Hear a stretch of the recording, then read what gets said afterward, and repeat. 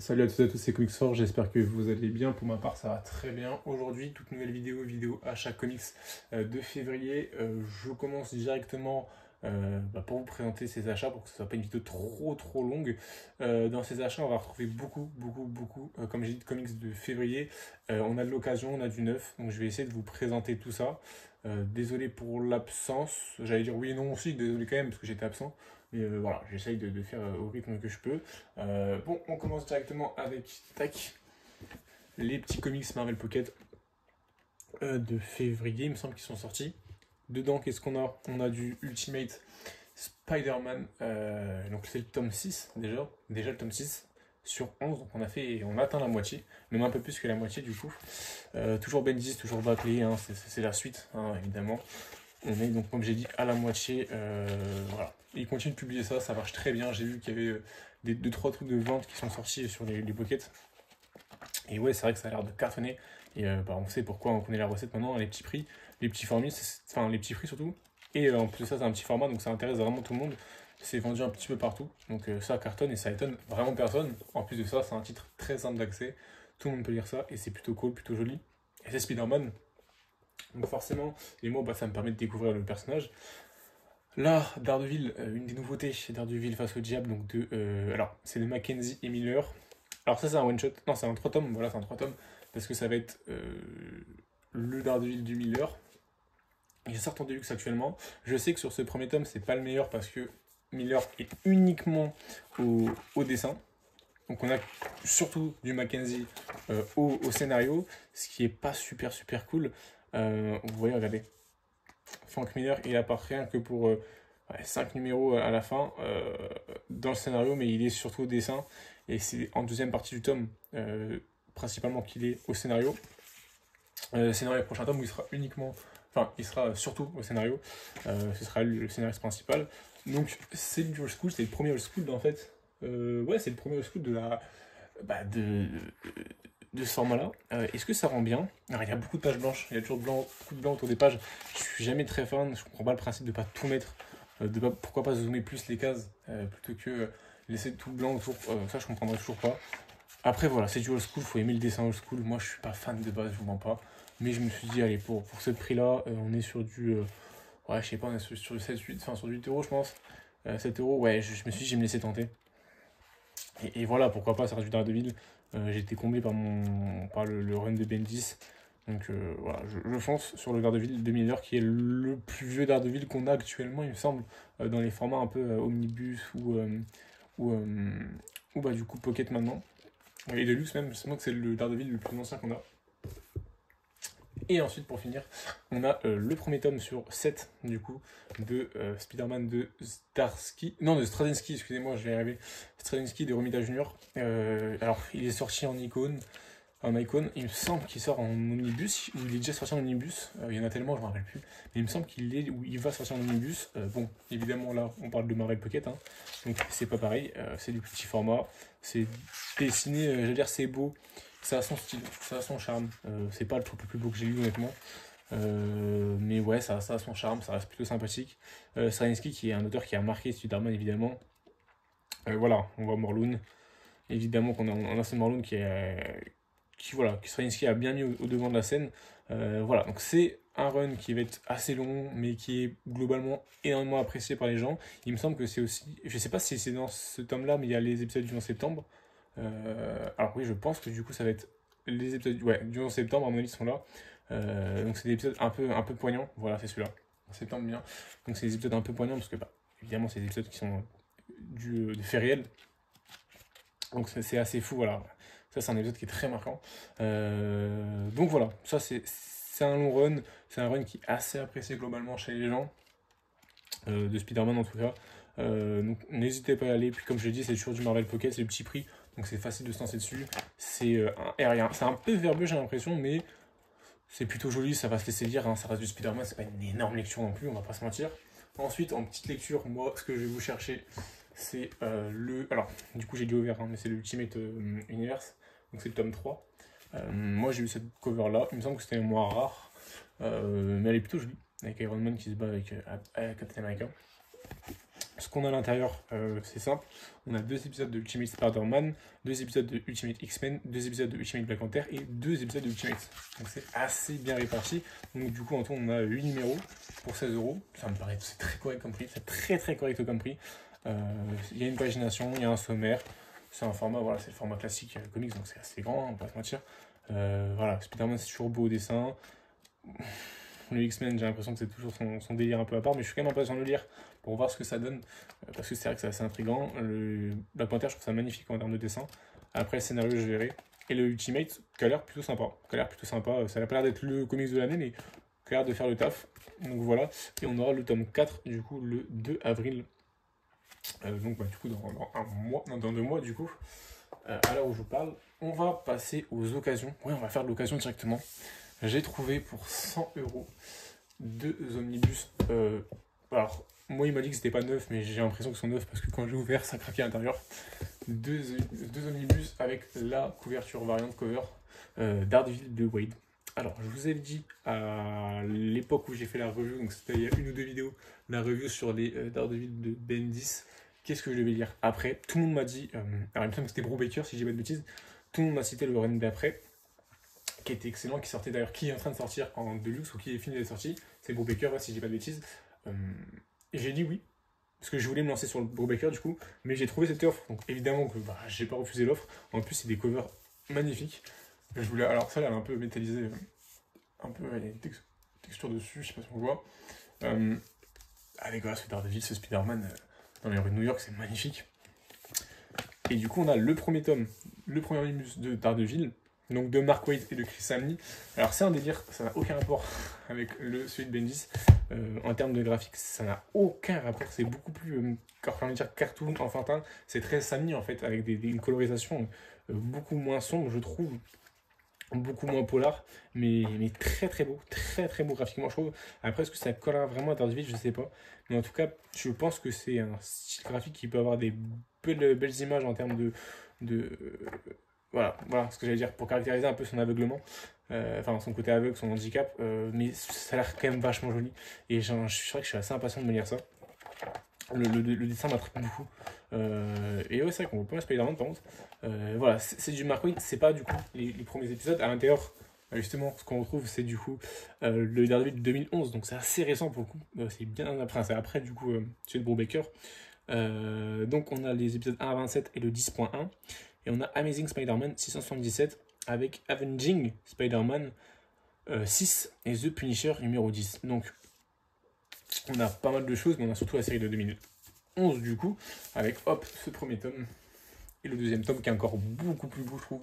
On n'a pas un effet brillant, c'est un peu plus sur le Daredevil, mais on a un effet sur la couverture, vous pouvez pas le voir, mais qui est vraiment plaisant. Et ce noir et blanc qui est magnifique, la cover est magnifique.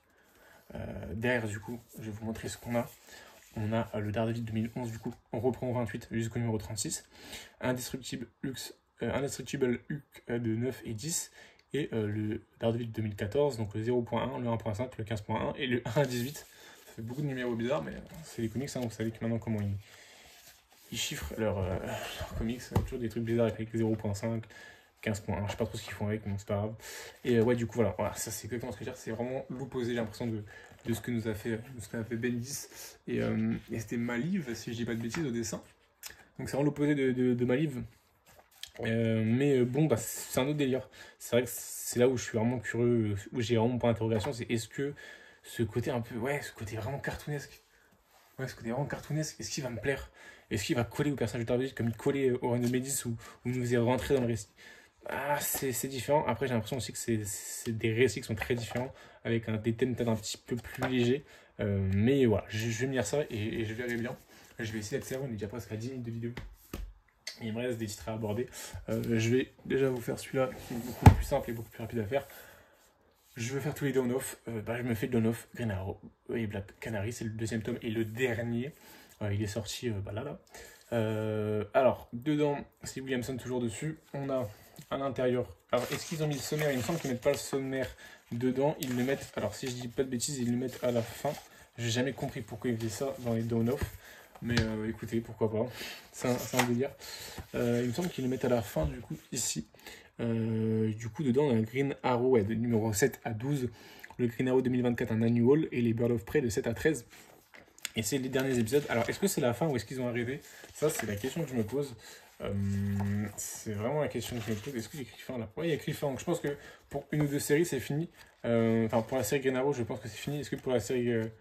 Enfin, justement, pour la série Green Arrow, je ne sais pas si c'est fini, mais pour la série Black Canary, je pense que c'est fini. Donc, à voir vraiment où est-ce qu'ils en sont. Moi, où est-ce que j'en suis dans mes lectures? Parce que j'ai tout acheté, mais c'est très long à lire, vous savez. J'ai fini les Superman, les Dawn of Superman, j'ai fini le tome 1 à 3. Du coup, je vous ferai une vidéo sur les Dawn of Superman. Donc, j'ai bien apprécié, j'ai vraiment bien apprécié. C'est la première lecture Superman que je kiffe autant, surtout dans la continuité. Donc je vous montrerai un peu des pages en même temps pour voir un peu les dessins. Donc je suis assez satisfait. Et là du coup je me suis attaqué du coup Green Arrow tome 1. Du coup je vais vous lire le 1 et le 2 et je vous ferai une vidéo review. Alors du coup forcément je suis obligé de décaler un peu parce que je suis pas quelqu'un qui lit très vite. Parce que j'ai beaucoup de trucs à faire à côté. Donc en fait quand je lis des intégrales, les down-off c'est des gros pavés de plus de 400 pages je crois, même plus certains. Quand il y en a 3, bah, ça prend du temps en fait à lire. En une semaine je peux pas vous faire... entre 1000 et 1200 pages toutes les semaines de review, c'est pas possible. Vous vous doutez bien que c'est vraiment pas possible. Donc bah du coup je suis obligé de décaler et vous faire une vidéo toutes les 2 semaines, 3 semaines. Je sais que c'est long, mais bon, là c'est ce que j'essaye de faire au maximum. J'essaie d'accélérer un peu le rythme, c'est très très dur. Parce que comme je l'ai dit, c'est des gros pavés. C'est pas comme quand je vous lis un Deluxe ou je vous lis un récit de 200 pages et que évidemment je peux vous faire la revue chaque semaine. Là c'est un peu plus compliqué parce qu'on augmente x5, x6 les pages, donc voilà, c'est plus complexe. Voilà, donc ça c'est le Green Arrow qui arrivera du coup dans 2-3 vidéos je pense. Ensuite, qu'est-ce que je me suis pris chez DC? On va continuer avec ça. Le Absolute Power, c'est l'événement après l'ère Down Love.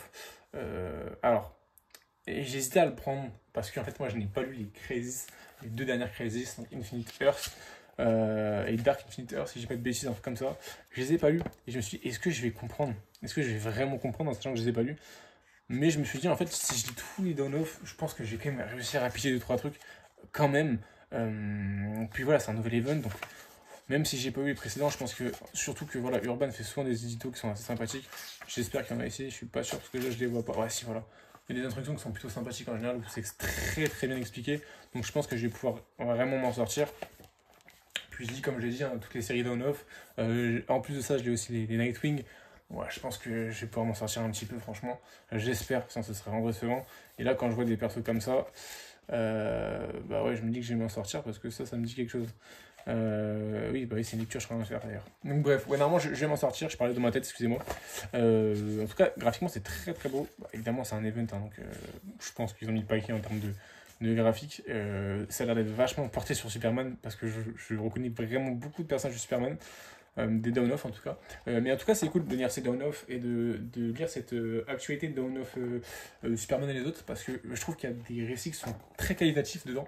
Je trouve que chez DC, dans la continuité, il y a des très très bons récits et au-delà de ça, ça me permet de bien découvrir l'univers DC. Là, notamment Superman, je vais vous en reparler, mais j'ai vraiment bien découvert l'univers avec plein de persos que je ne connaissais absolument pas parce que je suis beaucoup moins bien calé en DC qu'en Marvel, c'est un fait.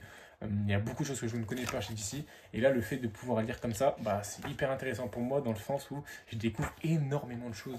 Et c'est très très très bien pour les nouveaux lecteurs, je trouve. Généralement, en tout cas, pour ce qui est Superman, tu peux vraiment rentrer dedans sans que ce soit très très compliqué. Voilà, ils expliquent, ils resituent très bien à chaque fois. Et même les récits sont des nouveaux récits, donc c'est plutôt cool, je trouve. Pour ça, d'ici, il n'y a rien à dire là actuellement. Je prends un pied à me lire les down-off et j'espère que tout le reste sera comme ça. Et pour finir chez Marvel, on se retrouve avec un Deluxe. J'attendais tellement celui-là. Moi, vous savez qu'à l'époque, j'achetais beaucoup de VO. Là, j'ai diminué, voire arrêté la VO parce que ça commençait à faire trop de place. C'était trop compliqué. Les comics, je réduis un peu les comics parce que j'ai d'autres choses à côté. Mais celui-là, je ne l'ai pas acheté en VO. C'est vrai que je ne l'ai pas lu du tout. Je ne l'ai pas lu sur les applis, excusez-moi. Marvel Limited ou DC Infinite, j'ai pas lu du tout, du coup sur Limited plutôt. C'est le run de North et Coelho sur Fantastic Four. Donc ça fait 1 ou 2 ans je crois qu'il sort en VF, en VO je veux dire, et là on l'a que maintenant. Alors pourquoi je sais pas. Les covers, vous allez voir, si vous vous informez un petit peu sur les covers en VO, ils sont tous magnifiques, franchement. Et là, du coup, on entame directement avec les 11 premiers numéros avec ce Deluxe. Donc, ouais, on a 11 numéros dedans.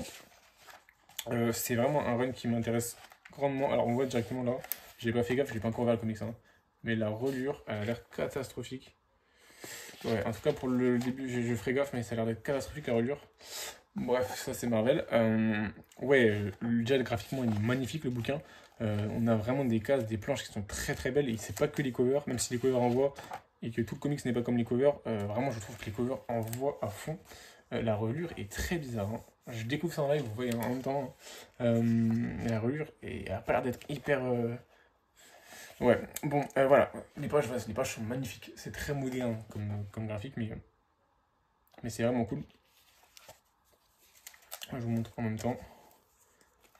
Ouais, c'est super super. Et en tout cas, il y a des très bons récits également sur le scénario. C'est ça qui m'intéresse vraiment, c'est que sur le scénario, il y a des très bons récits. Moi, j'ai lu Wade Hickman en omnibus. Hickman, d'ailleurs, je vais sûrement revendre. Si vous avez ma page Vinted, ça peut vous intéresser. Je vais revendre les omnibus de Hickman qui sont en état comme neuf, hein. Je les ai lus une fois, je les ai rangés, hein. Si ça vous intéresse, n'hésitez pas. Parce que j'ai vraiment bien apprécié, mais enfin, l'omnibus numéro 1, je l'ai bien apprécié. Et le 2, je trouve qu'il descendait vraiment en qualité, que c'était vraiment pas.